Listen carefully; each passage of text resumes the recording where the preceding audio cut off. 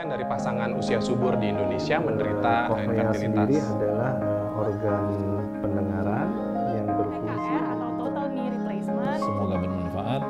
Salam sehat.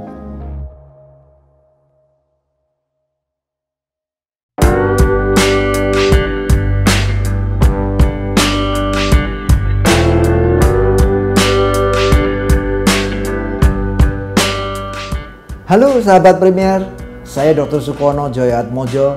Saya seorang dokter spesialis saraf yang berpraktik di Rumah Sakit Premier Jatinegara.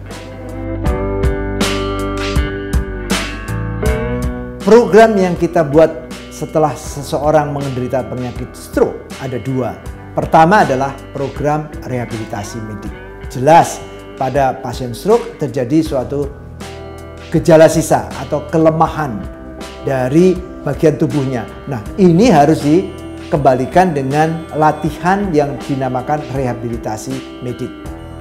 Tujuannya adalah untuk mengembalikan seoptimal mungkin fungsi dari bagian-bagian tubuh yang terganggu tersebut, sehingga pasien otomatis diharapkan bisa kembali kepada kegiatan-kegiatan sehari-harinya. Bahkan diusahakan pasien bisa kembali bekerja seperti semula. Meskipun ada beberapa gradasi dari stroke-nya. Buat mereka yang ringan umumnya bisa kembali ke semula, sedangkan yang sedang dan berat tentu mempunyai upaya-upaya yang lain. Rehabilitasi medik itu penting dilakukan dalam kurun waktu yang tidak boleh terlalu lama dari periode stroke-nya, yaitu biasanya kita mempunyai masa yang baik itu antara 3 sampai 6 bulan. Yang kedua adalah pencegahan stroke agar tidak terjadi stroke berulang.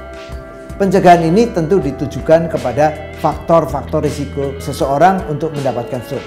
Faktor risikonya antara lain misalnya tekanan darah tingginya, kemudian diabetes, kadar lemak, gangguan irama jantung. Semuanya ini merupakan faktor risiko jika dibiarkan tidak dikelola dengan baik, maka berisiko seseorang untuk terjadi stroke berulang. Kita bisa membayangkan seorang pasien yang sebelumnya sehat kondisinya, kemudian dia mengalami stroke, tentu kondisi seperti ini merupakan trauma buat dia. Sehingga pasien-pasien stroke secara psikologis dia akan terjadi perubahan emosi, perubahan perilaku, sikap yang cepat marah, tidak berkonsentrasi, kadang-kadang suasana hati yang labil, cemas, dan bahkan yang sering kita jumpai adalah pasien jatuh ke dalam depresi.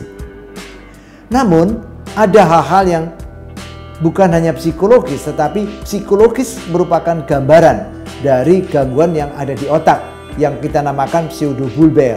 Itu terjadi di mana pasien akan menjadi sulit mengendalikan emosinya, tiba-tiba menjadi sedih, ya, bisa menangis, tiba-tiba menjadi senang, bisa tertawa yang berlebihan. Itu merupakan suatu gangguan yang memang di daerah tertentu yang kita namakan pseudobulbar. Demikian juga kita bisa memaklumi kalau seorang stroke dengan gangguan bahasa komunikasi, yaitu pasien sulit berkomunikasi, maka otomatis ini akan menimbulkan suatu pengaruh kepada emosi seseorang. Pasien akan mudah marah dan labil dia emosinya. Dampak sosioekonomis bagi pasien tentu jelas ada, apalagi pasien merupakan suatu orang yang penting dalam mencari sumber penghasilan untuk keluarganya. Jadi keluarga juga menjadi terdampak, ya, karena bagaimanapun mengurus pasien dengan stroke akan membutuhkan biaya yang tidak murah, ya, apalagi pada pasien-pasien dengan stroke jenis yang berat. Dan bagi masyarakat khususnya di negara yang berpenghasilan rendah dan menengah, penting buat pasien adalah aspek bagaimana dia bisa menjalankan rehabilitasi maupun pencegahan. Tentu strategi dan kebijaksanaan yang diambil pemerintah akan sangat membantu, ya, pada masyarakat, khususnya mereka bisa mendapatkan suatu bantuan untuk bisa melakukan rehabilitasi yang baik dan pengobatan untuk mencegah jangan sampai terjadi stroke yang lagi. Mungkin dengan penyediaan asuransi yang baik akan sangat membantu pada masyarakat.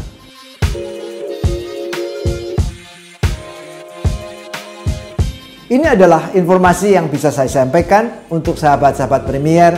Semoga bermanfaat. Salam sehat.